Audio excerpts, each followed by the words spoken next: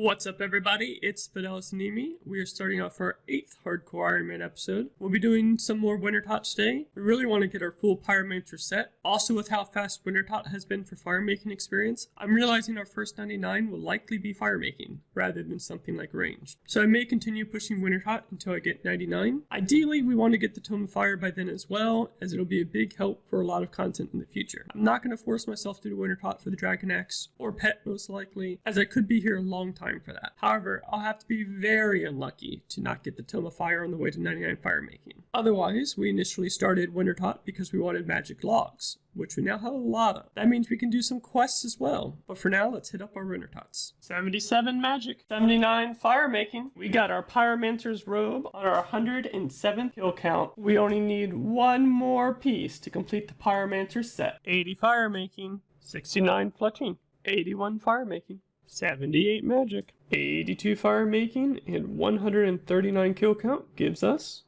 warm gloves. That's another pair of uniques that we can trade in for more loot boxes. 150 Wintertot kills. Big number here. Pulling in a loot crate with Torstal seeds. That's actually pretty good. They're one of the more valuable seeds. Actually, I think they are the most valuable seed. No, that's Snapdragon. But still, 150 kill count is a lot of kills. 83 firemaking. Another unique drop coming in at 156 kill count. We got our Pyromancer boots that completes our Pyromancer set. That is huge. We are finally done with all of the easy to get uniques, all the 1 in 150 drop items. The only things left now are the Tome of Fire, the Pet, and the Dragon Axe. We still have a lot of firemaking that we need to do, so we'll be at this for still a bit more. However, we can now get rid of the warm gloves. We can wear just the full Pyromancer set for the full bonus for firemaking experience, as well as warm clothing, and we can wear some graceful and so forth alongside it. We're looking fine. 84 firemaking, 70 fletching, 85 firemaking, 57 construction. Always nice to get a construction level in. 74 woodcutting. We're getting all the side levels. We are at the big 200 Wintertot kills. Well, I was just pushing on for one more firemaking level, but who knows? 201 kills gives us another Pyromancer's garb. 86 firemaking. That'll wrap up the Wintertots for this video. Let's move on. We've completed Temple of Ikal, the last requirement needed for Desert Treasure. We have started Desert Treasure. We're on the first boss, Decius. This is one of the easier ones, so we'll just knock him out real quick. So apparently I'm dumb and forgot to hit the record button, but we just finished off Camille, who's considered to be the hardest of the Desert Treasure bosses. So that's really nice to get out of the way. As you can see, this area drains your stats like crazy, so you have to have restore potions to restore your combat stats the least. We did bring in magic, as Camille is weak to fire spells. Moving on to definitively the easiest boss of Desert Treasure. This one's just sit there, tank him, and smack him. He doesn't really do much other than his melee attack, and makes it pretty easy to just pray and smack him. Well, we've wrapped up the final boss, Damus, and that was by far harder than Camille for me. He drained your prayer. I was way underprepared for the prayer potions for this. I thought it would be quite easy to safe spot him. Wiki says there's a safe spot, and that did not work at all for me. So he just got free ability to smack me. I even brought entangles. It was really nice having 79 magic to be able to entangle him for 15 seconds, but even then he still was able to get up and smack me a bit, and that's all that really saved me, because I completely ran out of prayer potions, as I mentioned, and I ran through most of my food as well. So this was brutal. I almost just teleported out, and we finished the pyramid that completes Desert Treasure. One more quest done for 3 quest points, 20,000 magic experience, and most importantly, Ancient Magics. We won't be using Ancient Magics probably for quite some time though. I won't be barraging to level up magic until I finish Monkey Madness 2, which is a long way out. We don't really want to PK, so there's no real reason to be barraging.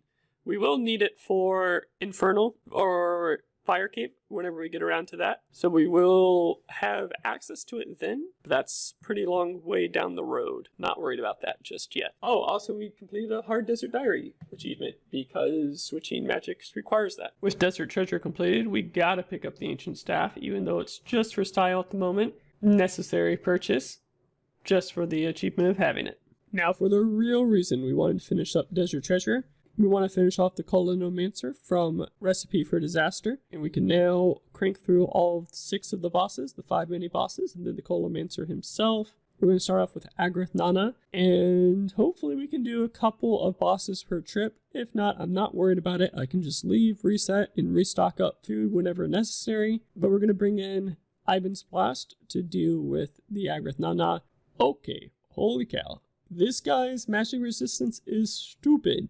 Whoever recommended doing Ivan's Blast on the wiki was crazy. So we're gonna switch up our gear and see what we can do. Take 2 against Agrath Nana. This should go much better. He is much weaker to range than he is to magic. So this setup should be quite nice. We're also quite thankful that we now have 79 magic for Entangle, because we can bring in Entangle runes and hopefully we can lock down the boss a couple of times to make it a little bit easier on our food, because we don't have a ton of monkfish. It'd be good to save what we can for the later fights. And now we are going to have to reset for the Flambead, because the Flambead is weak to fire.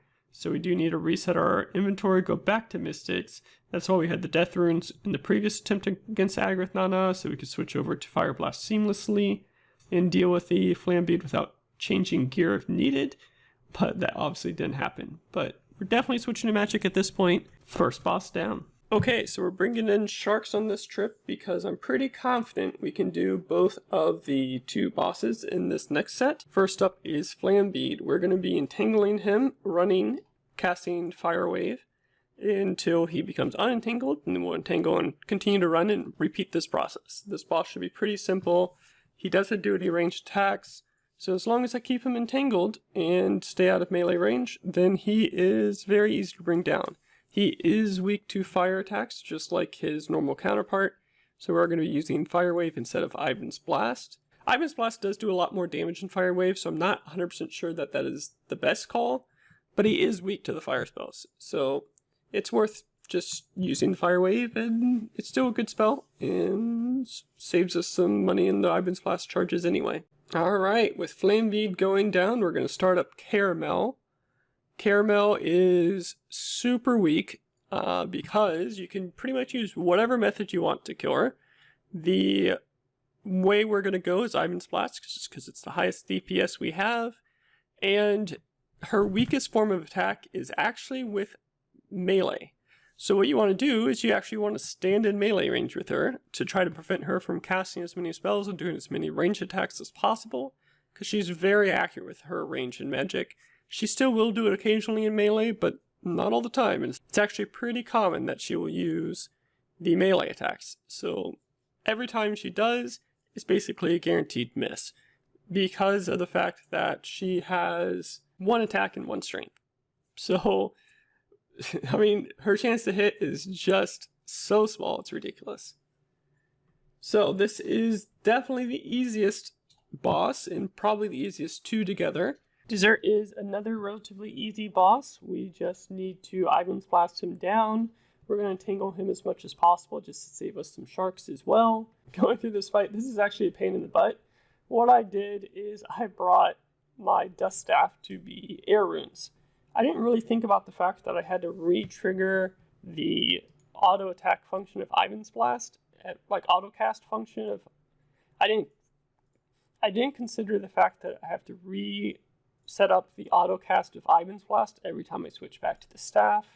So this is a real big pain in the butt to switch between the Dust Staff and the Ivan's Blast just to cast and tingle. So I eventually just cast and ran as much as I could. Obviously that takes a lot more food. Obviously I should have just brought in air runes instead of the Dust Staff. That was being a little stingy there, and that would have made it quite easy to entangle him as often as I need. Our strategy for the Gelatinous Mother is to bring in the 4 elemental attack types. I will not be able to attack her with physical or range. That's okay because her physical and range defense is really high, so it's not super worth switching to it during that. It is also worth noting that her range attack is super accurate. So you really want to have high range defense. You don't want to wear Mystic robes or other spellcasting robes during this because it'll just shred through you. However, the range attack is wildly inaccurate if you have a high range defense. It's not that good. It's just good enough to shred robes. However, with heavy armor, she'll basically never hit you. And she has such a low magic level, I think it's 1, that you're still going to hit her even in full rune armor. You're not going to splash. I mean, I splash occasionally here, but it's pretty rare. And I don't have that great of a magic level. So definitely recommend wear heavy armor and just use your elemental attacks to bring her down. And it should be one of the simpler fights that way. It is worth noting that the color changes of the Gelatinous Mother is the exact same that's on the wiki, it looks like. So every switch in order happens in a guaranteed order, unlike the quest Horror from the Deep, where her initial order is random. This order seems to be guaranteed and set. So a little bit easier to predict which spells to be switching to. I'm just now realizing it, so I didn't have it ready throughout this fight, but it's good to know for the future. It is time for the final fight with the Coloninomancer. We are going to bring in a range setup. He is highly accurate with his attacks. So you want to have as much food and defense as possible. He has a very low defense though, so you're almost guaranteed to hit with whatever you're using. And he doesn't have that many hit points, so it's a pretty fast fight. So we're just going to bring in range setup. It's one of our higher DPS setups other than Ivan's Blast. But we still want to have a little bit more defense, so we're bringing the Dehides. So that's, I mean, he's already going down. So that's great. And that is recipe for disaster completed. What happened to the Oracle? Did she just not talk to me after the quest? That's kind of funny. She just pieces out, like, we're done here. I mean, I guess the time loop's over, so she disappears. She's been here for a week or something. I don't know. Kind of strange. Figured she would have something to say outside out here. But, you know, quest complete. We missed getting 54 rune crafting from the lamp from Recipe for Disaster. But the main purpose of doing Recipe for Disaster is for this big moment, the Barrows gloves. This is going to be the best in-slot gloves for pretty much ever. Like, I think there's a couple of edge cases where there's some other gloves that are better, but this one is insane. It has crazy stat boost compared to the rune gloves. So if I compare them, it's +4 melee strength, +4 to pretty much every attack method, including range, and even gets a boost to magic. Way better defensively as well. This is just an incredible upgrade that we're going to be using for a long time. Incredible progress happening on the account. This is probably the most meaningful upgrade we've had in a long time.